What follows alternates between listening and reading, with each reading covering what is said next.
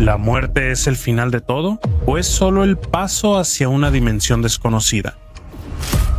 Desde las primeras civilizaciones mesopotámicas, egipcias, griegas, sudamericanas e indias, hasta la civilización más remota que ha existido en la Tierra, todas las personas en cualquier época se han preguntado qué es la muerte. ¿Y la ciencia qué opina de la muerte? Tampoco aquí hay un pensamiento único que una a toda la comunidad científica. Más bien vemos visiones opuestas, pero ¿cuáles son los fundamentos en los que se basan estas visiones? ¿Existen elementos concretos que puedan permitirnos investigar este insondable misterio? En este video contaremos, mediante una investigación histórica y científica, todo lo que sabemos sobre la muerte. En el video escucharemos experiencias extraordinarias y más. Revelaremos lo que hay tras contar historias extraordinarias. Hay datos concretos y empíricos que permiten reflexionar y abren escenarios nuevos y revolucionarios.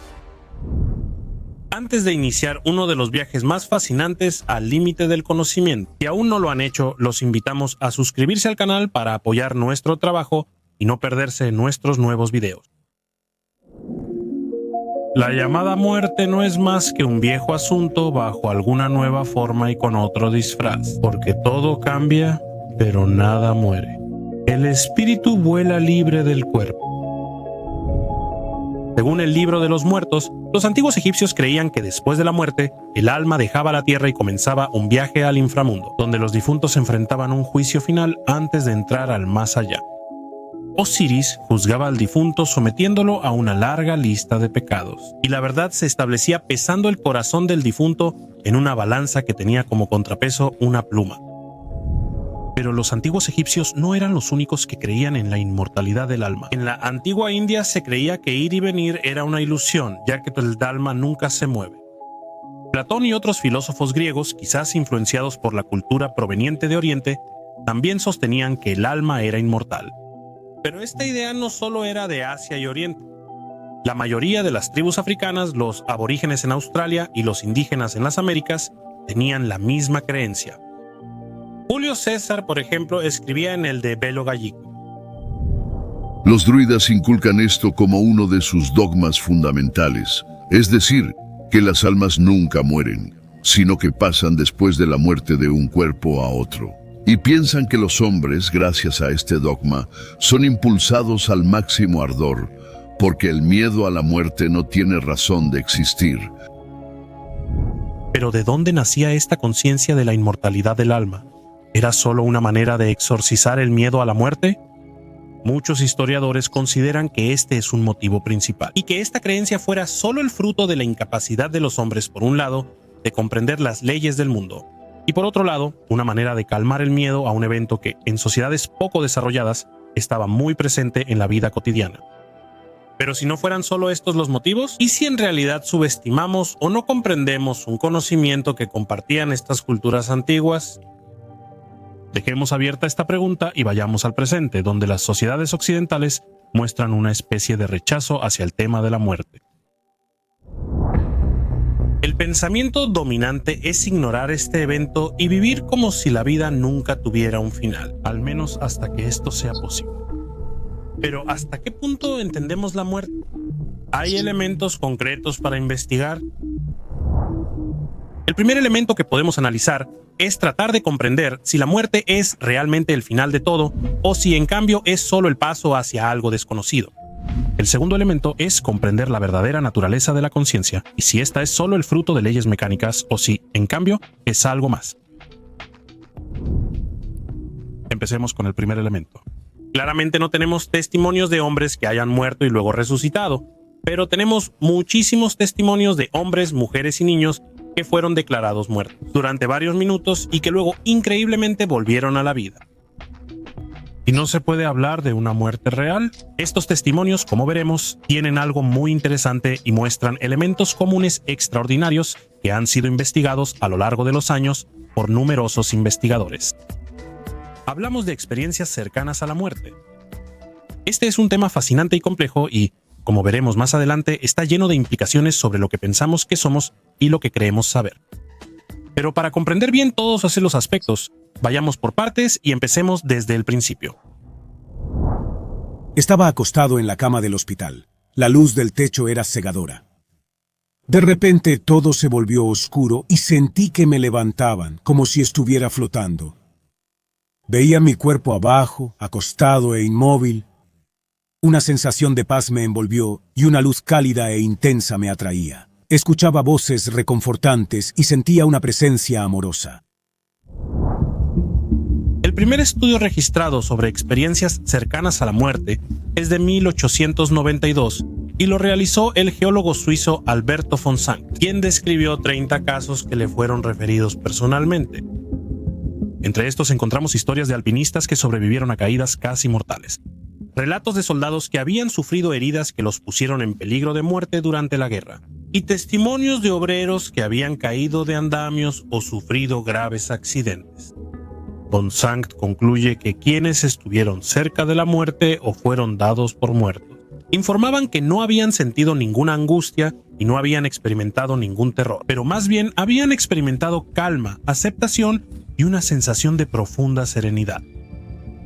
Tuvimos que esperar hasta los años 70 para que se publicaran los primeros estudios en revistas especializadas, los cuales han aumentado constantemente hasta hoy. Entre los pioneros en este campo de investigación encontramos al Dr. Raymond Moody, cuyo libro Vida después de la vida de 1975 recopiló testimonios de personas que habían vivido experiencias cercanas a la muerte. Llevó el fenómeno al público general y fue un bestseller mundial. Según Moody, muchas personas que han vivido una experiencia cercana a la muerte encuentran difícil describir lo que han experimentado, ya que se trata de sensaciones y percepciones fuera de lo ordinario. Una de las primeras sensaciones reportadas es una profunda paz y ausencia de dolor físico, acompañada de una sensación de bienestar. Muchos describen haberse sentido separados de su propio cuerpo físico, observándolo desde afuera, a menudo desde arriba. Este estado es seguido por la sensación de moverse rápidamente a través de un espacio oscuro y estrecho, similar a un túnel. En esta experiencia es común ver personas fallecidas en un ambiente luminoso y reconfortante. Un elemento común es la visión de una luz brillante, sentida como amorosa y acogedora. Algunos reportan haber experimentado una revisión panorámica de su propia vida, en la que ven una secuencia rápida de imágenes y momentos significativos de su pasado. Las experiencias cercanas a la muerte suelen incluir un profundo sentido de amor y aceptación procedente de la luz o entidades encontradas. En cierto momento, las personas sienten que se encuentran en un límite o en un punto de no retorno, más allá del cual ya no pueden regresar a la vida terrenal. Suele ir acompañado de decidir o sentir que se debe regresar al propio cuerpo, aunque se resista a dejar el ambiente de paz. Finalmente, muchas personas, después de esta experiencia, reportan un cambio profundo en su percepción de la vida y de todos sus valores. A menudo desarrollan mayor espiritualidad y compasión, lo que influye mucho en su forma de vivir y ver el mundo.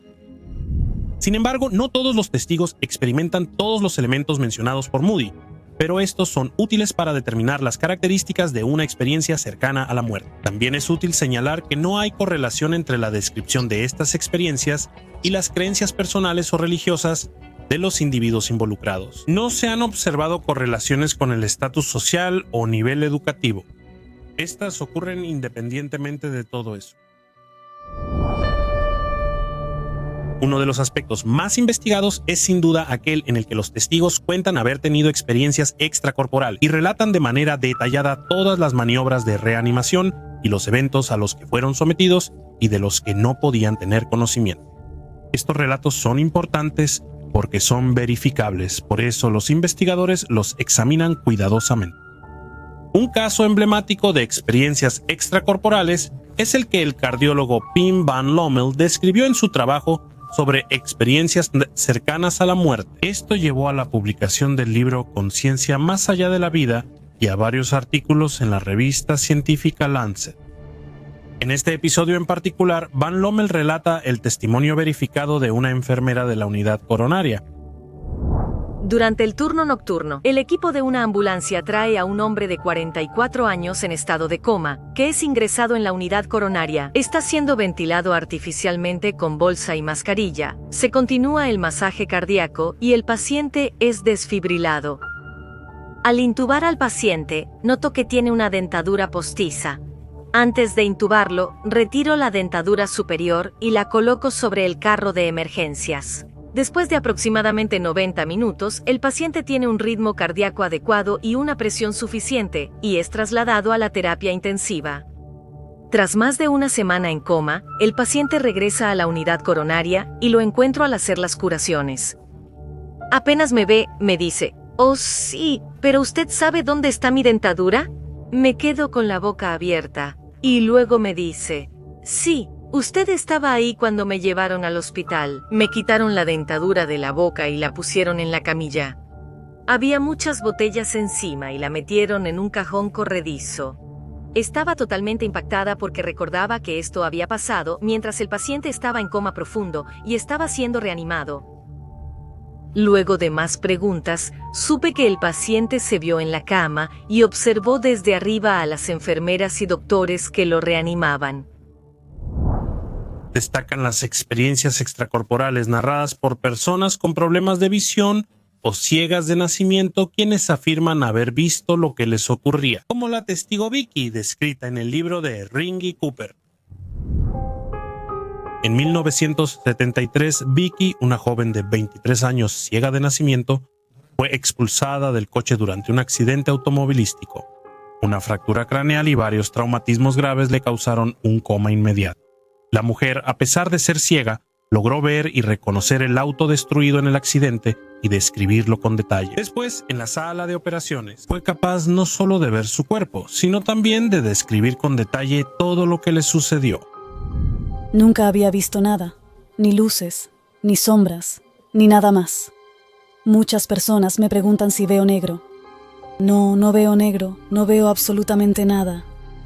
Recuerdo que estaba en el hospital y fue aterrador, porque no estoy acostumbrada a ver las cosas, porque nunca lo he hecho antes. Reconocí mi anillo de fe y mi cabello y pensé: ¿eso que está ahí tirado es mi cuerpo? ¿Estoy muerta o qué?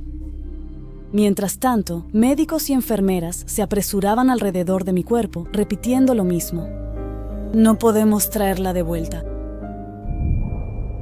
La historia de Vicky no termina con Yama Parvin aquí. Dice que escuchó campanitas y después sintió que volaba sobre el techo del hospital. Y luego fue atraída hacia una luz. En ese momento sintió que era transportada a otro mundo, donde fue recibida por algunos conocidos que habían fallecido algunos años antes. Y después de haber hablado con ellos, fue enviada de regreso a su cuerpo. El hecho de que una mujer ciega de nacimiento y que tiene la parte visual de la corteza cerebral no desarrollada pueda ver a las personas y lo que hay a su alrededor. Esto plantea cómo es posible todo esto. Pero intentaremos responder a esta pregunta en la última parte del video. Primero tenemos que despejar algunas de las objeciones más comunes. Al hablar de experiencias cercanas a la muerte, muchos dicen que solo se registran en tiempos recientes. Son resultado de nuestras mejores capacidades en salud, técnicas y uso de medicamentos en las agitadas fases de reanimación. Pero esto no es del todo cierto. Las experiencias cercanas a la muerte se han documentado desde la antigüedad y en todas las culturas, aunque con distintos nombres. Platón relata la muerte de un soldado llamado que volvió a la vida tras 10 días, y una vez que despertó, contó que había dejado su propio cuerpo y que viajó a otro mundo, donde observó a las almas que eran juzgadas por sus pecados terrenales. ¿Y qué hay de la descripción contenida en la tradición tibetana? Al escuchar estos relatos, no podemos evitar pensar en los testimonios modernos de experiencias extracorporales. Cuando el principio del conocimiento sale del cuerpo, se dice a sí mismo: ¿estoy muerto o no estoy muerto? En ese momento el difunto ve que su cuerpo está siendo despojado de sus ropas, que su lecho está siendo retirado, y puede oír el llanto y los lamentos de amigos y familiares, pero aunque puede verlos y escucharlos, ellos no pueden escucharlo a él. En ese momento se experimentan sonidos, luces y rayos. Otra objeción sobre la autenticidad de estas experiencias es que serían solo producto de alucinaciones o estados, alteraciones cerebrales por shock traumático y medicamentos de reanimación. Sin embargo, los estudios realizados en los testigos de experiencias cercanas a la muerte han demostrado que éstas ocurren durante el periodo de muerte clínica del individuo y no inmediatamente antes o después de un paro cardíaco. Es importante determinar el momento exacto porque descarta cualquier conclusión distinta a que la experiencia cercana a la muerte ocurrió cuando todas las funciones cerebrales estaban ausentes. Entonces, si partimos del supuesto de que la conciencia es producto del cerebro, en el momento en que éste deja de mostrar cualquier signo de funcionalidad, es imposible que se presenten signos de conciencia. Estudios en humanos y animales muestran que durante un paro cardíaco inducido, la pérdida de actividad en la corteza cerebral y el tronco encefálico provoca inconsciencia. En cuestión de pocos segundos, los primeros signos de falta de oxígeno en el cerebro se registran después de apenas 6 segundos de un paro cardíaco y si el latido no se reanuda de inmediato. La ausencia de actividad eléctrica en la corteza cerebral produce un electroencefalograma plano sin actividad. Podemos comparar el cerebro con una computadora desconectada de la corriente. Todos sus circuitos están deshabilitados y, hasta que no se le vuelva a suministrar energía, no es capaz de realizar ninguna operación. Pero, a diferencia, un cerebro sin energía por minutos sufrirá daños graves. Durante un paro cardíaco no se hace un electroencefalograma porque los médicos están enfocados en la reanimación. Muchas veces esto no sucede en el hospital, sino en lugares muy desesperados. Pero hay algunas excepciones. Existen casos documentados en los que el paciente que se encuentra en paro cardíaco tiene al mismo tiempo analizada la función cerebral. Esto ocurre en ciertas intervenciones neuroquirúrgicas. Si en estas intervenciones el paciente tiene una experiencia cercana a la muerte, se puede obtener un panorama detallado de su función cerebral. El caso más famoso en el que esto ocurrió es el de Pamela Reynolds, un caso que ha causado mucha discusión y que veremos ahora a detalle. Pamela, de 35 años, se realizó una tomografía que mostró un aneurisma gigante en una arteria cerebral cerca del tronco encefálico. Un aneurisma es un globo en una zona débil de un vaso sanguíneo. Si este se revienta y el riesgo es muy real, ocurre una hemorragia cerebral que lleva a la muerte. Las posibilidades de que Pamela sobreviviera eran muy bajas, y la intervención necesaria era compleja y arriesgada. El neurocirujano Roberto Spetzler del Instituto Neurológico Barrow en Phoenix decide arriesgarse e intervenirla. Lo que sucedió durante la operación fue meticulosamente registrado. La temperatura corporal de Pamela se reduce a 10 grados y es conectada a una máquina corazón-pulmón. Debido a la pérdida de la actividad cardíaca, que siempre ocurre durante los casos de hipotermia, la hipotermia se induce con el propósito de preservar las células cerebrales. Esto es porque durante la intervención para poder operar sobre el aneurisma, toda la sangre presente en su cabeza será eliminada. La actividad eléctrica del tronco encefálico y de la corteza cerebral se mantiene bajo observación durante todas las fases de la intervención. La operación dura 6 horas y es exitosa. Pamela, al despertar, sorprende al personal médico al contar una de las experiencias cercanas a la muerte más profundas registradas. Estas son sus increíbles palabras. No recuerdo la sala de operaciones, no recuerdo al doctor Spetzler. Estaba con uno de sus asistentes. Después de eso, nada. Hasta que el sonido era desagradable. Parecía que estaba en el consultorio de un dentista. Recuerdo que la parte superior de mi cabeza me picaba y de alguna manera salí de la cima de mi cabeza. Mientras más me alejaba del cuerpo, más clara se volvía la imagen. Recuerdo haber visto muchas cosas en la sala de operaciones. Cuando miré hacia abajo, estaba muy presente. Pensé que era extraño la forma en que me habían rasurado la cabeza. Esperaba que me rasuraran todo el cabello, pero no lo habían hecho. Estaba, metafóricamente, sentada sobre el hombro del doctor Spetzler. Recuerdo el instrumento en su mano. Parecía el mango de mi cepillo de dientes. También recuerdo una voz femenina que decía: «Tenemos un problema, sus arterias son demasiado pequeñas». Y luego la voz de un hombre que decía: «Intenta del otro lado». Sentí una presencia. De alguna manera me giré para verla, y entonces vi un puntito de luz muy pequeño, como la punta de un alfiler. La luz empezó a atraerme. pero no en contra de mi voluntad. Tuve la sensación física de elevarme. La sensación era como subir en un ascensor muy rápido. Me di cuenta de que empezaba a distinguir varias figuras. Vi a muchas personas que conocía y otras que no conocía, pero sabía que de alguna manera estaba conectada con ellas. Todos los que veía lucían como en el mejor momento de su vida. Vi a mi tío Jane. Yo estaba muy unida a él porque me había enseñado muchas cosas. No me permitieron ir más allá y me comunicaron que si seguía avanzando hacia la luz, me pasaría algo a nivel físico y ya no serían capaces de regresarme a mi cuerpo. Yo quería ir hacia la luz, pero también quería regresar porque tenía hijos que criar. Pregunté si esa luz era Dios y me respondieron, no, Dios no es la luz.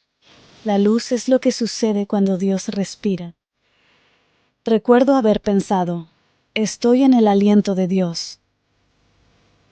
Fue mi tío quien me trajo de regreso, pero cuando llegué a donde estaba mi cuerpo y miré esa cosa, definitivamente no quería volver ahí, porque me parecía muy similar a lo que era, sin vida.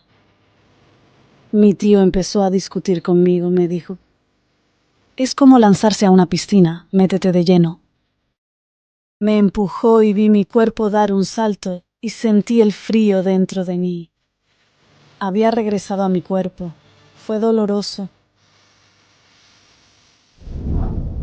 Todo lo que Pamela cuenta que vio refleja fielmente lo que pasó ese día en la sala de operaciones. Estas son las palabras del Dr. Spetzler. En el paro, el cerebro de Pamela quedó sin actividad en las 3 pruebas clínicas. El electroencefalograma estaba en silencio, sin respuestas del tronco encefálico ni flujo sanguíneo cerebral. No creo que las observaciones que hizo se basaran en lo que pudo haber visto al entrar en la sala de operaciones. Los instrumentos no se veían para ella. No tengo ninguna explicación para esto. No sé cómo es posible que haya sucedido, considerando el estado fisiológico en el que estaba. Al mismo tiempo, he visto suceder muchas cosas que no sé cómo explicar, y no quiero ser tan arrogante como para decir que no hay ninguna manera en que puedan suceder. Después de escuchar este increíble testimonio, no podemos evitar preguntarnos cómo pudo haber sucedido todo esto durante un periodo de muerte clínica. ¿Debemos pensar acaso que la conciencia es algo que no está estrictamente conectado con el cerebro? ¿Y qué dice la ciencia al respecto? Para responder, haremos un viaje complejo que simplificaremos al máximo, pero que abre una nueva visión revolucionaria de todo lo que hasta ahora pensábamos que conocíamos. Se suele pensar que el cerebro con sus funciones mecánicas genera la conciencia. Por ejemplo, hemos medido cómo ocurre un aumento del 30% en el flujo sanguíneo en el cerebro cuando se piensa o se está atento a algo. Esto ocurre porque las neuronas requieren más energía para los procesos cerebrales. Al ver esto, podríamos pensar que nuestra conciencia es resultado de la actividad cerebral, pero en realidad, a pesar de lo que observamos hasta hoy, no tenemos ninguna evidencia directa que pruebe que las neuronas producen nuestra conciencia. Expliquemos mejor este concepto. Por décadas, científicos han buscado ubicar recuerdos y conciencia en el cerebro. El supuesto inicial era que la actividad de áreas neuronales específicas siempre daría lugar a los mismos pensamientos y emociones, pero esta investigación nunca tuvo resultados positivos.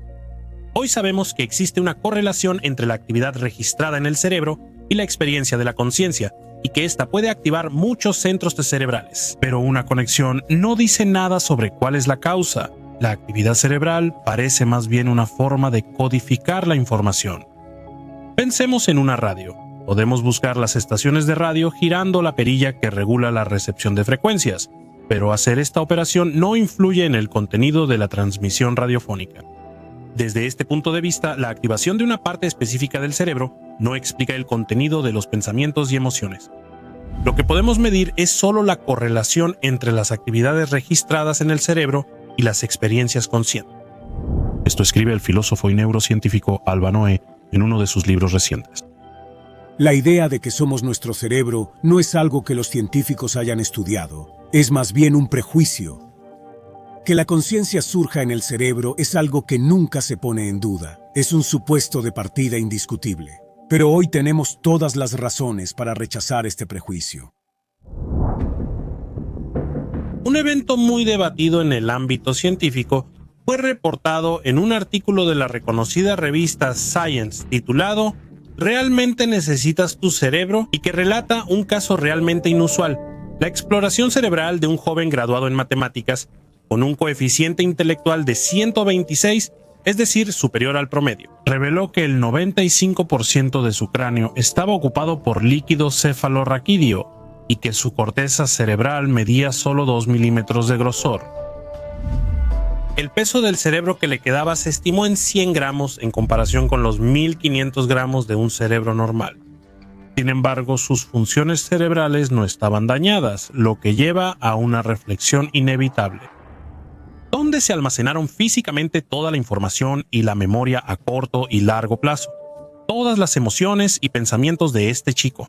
Si se reconoció que su masa cerebral era muy pequeña, es posible que la respuesta esté solo relacionada con la plasticidad del cerebro, es decir, con su capacidad de afrontar, adaptarse a cambios estructurales y así desarrollar conexiones más eficientes.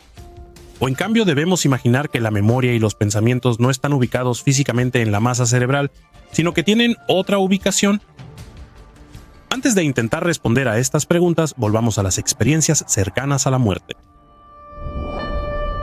Entre las experiencias relatadas por los testigos está la de revivir su propia vida, verla literalmente pasar frente a sus ojos. Pero no solo eso.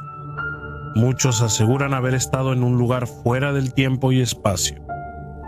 Bastaba pensar en un lugar o en un evento específico de su vida para encontrarse instantáneamente viviendo ese momento en ese lugar específico.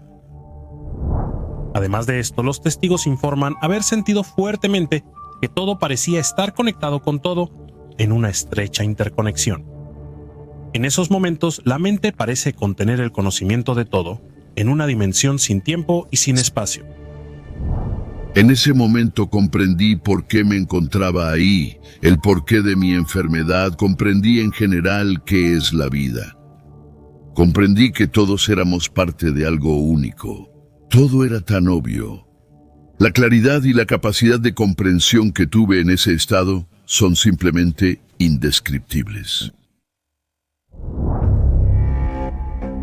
Si llevamos estos elementos a nuestros conocimientos científicos actuales, y en específico en la capacidad de estar en un lugar determinado instantáneamente y en la percepción de un vínculo intrínseco con el todo, ¿qué viene a la mente? Es evidente que el pensamiento tiende a la física cuántica y sus ideas revolucionarias. Por ejemplo, el entrelazamiento cuántico muestra cómo dos partículas pueden seguir conectadas y el cambio en una afecta a la otra. Influye instantáneamente en la otra. Independientemente de la distancia, este fenómeno podría recordar la experiencia de estar en un lugar instantáneamente, simplemente con pensarlo. Asimismo, la teoría del campo de punto cero plantea una energía universal que llena todo el espacio y tiempo. Evoca la idea de un vínculo intrínseco entre todas las cosas, similar a la sensación de conexión universal que se menciona en las experiencias cercanas a la muerte. Estos paralelismos invitan a replantear las ideas tradicionales sobre la conciencia y la realidad, insinuando que apenas empezamos a entender nuestra existencia y mente. Imaginemos ahora que el cerebro es como un televisor. El televisor es el aparato que recibe señales y las transforma en imágenes y sonidos, permitiéndonos ver y escuchar programas de televisión. El contenido en pantalla no se produce en el televisor, sino que lo transmite una estación de televisión externa mediante ondas electromagnéticas. De la misma manera, podríamos considerar al cerebro como un receptor o un decodificador de señales de conciencia, en lugar de ser el productor de la conciencia. En esta visión, la conciencia y la información no están en el cerebro, igual que los programas no están dentro del televisor.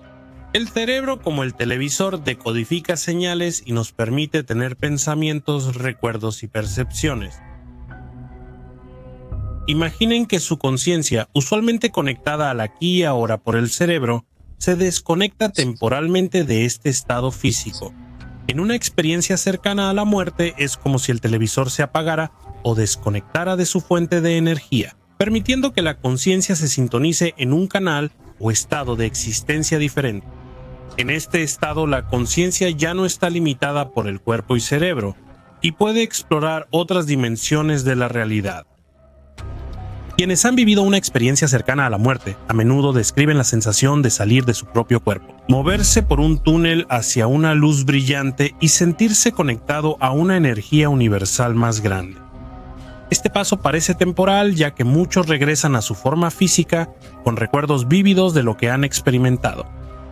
Esto sugiere que la conciencia puede existir separada del cuerpo físico en otro nivel, similar a como una televisión podría sintonizar una nueva señal o canal. Si observamos nuestra fisiología, también sabemos que nuestras células y neuronas se regeneran continuamente.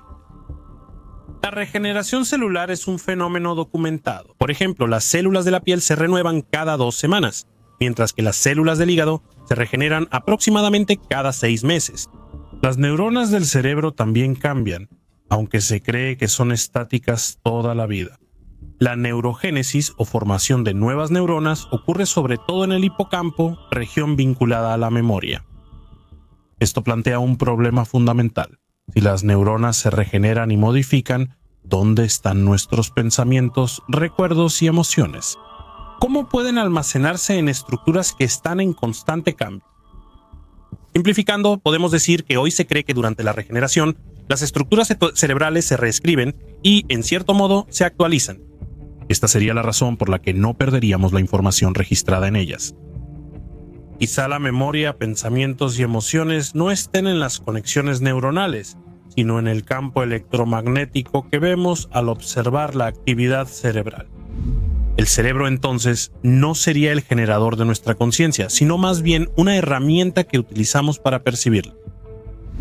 Sobre las experiencias cercanas a la muerte, es posible que al apagarse el cerebro, la conciencia sintonice otra frecuencia. Miles de testigos en todo el mundo aseguran haber vivido esta experiencia. Una teoría clave de Van Lommel es la conciencia no local. Él propone que la conciencia no está confinada al cerebro, sino que es un aspecto fundamental del universo, similar a los fenómenos cuánticos. El cerebro funciona como un receptor o una interfaz para esta conciencia no local, en lugar de originarla. Esta idea se alinea con los descubrimientos de la física cuántica, sugiriendo que la conciencia puede operar más allá de los límites convencionales del tiempo y el espacio. Las personas experimentan la inconsciencia en una dimensión sin tiempo ni espacio. Todo está ahí. El pasado, el presente y el futuro están contenidos en esta dimensión de la conciencia. La dimensión es amor y sabiduría incondicionales. En esta dimensión solo hay sujeto y todo está conectado instantáneamente. Lo que resulta desconcertante en cierto modo es que si los estudios de Van Lommel, y no solo los suyos, son correctos, no están haciendo más que confirmar creencias antiquísimas que el ser humano siempre ha tenido. Al inicio del video mencionamos textos antiguos, pero hay muchos mitos sobre el paso de la vida a la muerte. Escucha, cuando cesa la respiración, la fuerza vital se hundirá en el centro nervioso de la sabiduría y quien conoce experimentará la luz clara de la condición natural. En ese momento no temas esa luz clara, brillante, de un amarillo deslumbrante, sino reconoce que es la sabiduría. ¿Y si se expresara la respuesta al mayor enigma del hombre en una antiquísima tradición de la que hemos perdido su origen, pero que, de formas y maneras diferentes, siempre ha estado frente a nuestros ojos? No tenemos una respuesta definitiva a esta pregunta, pero como vimos en este video, hay muchísimas pistas que merecen ser investigadas y analizadas a fondo. Llegados a este punto, realmente tenemos curiosidad por conocer su opinión o sus experiencias respecto al tema que tratamos hoy. Escriban en los comentarios qué opinan, y si les gustó el video, no olviden suscribirse al canal para apoyar nuestro trabajo. Hasta la próxima historia.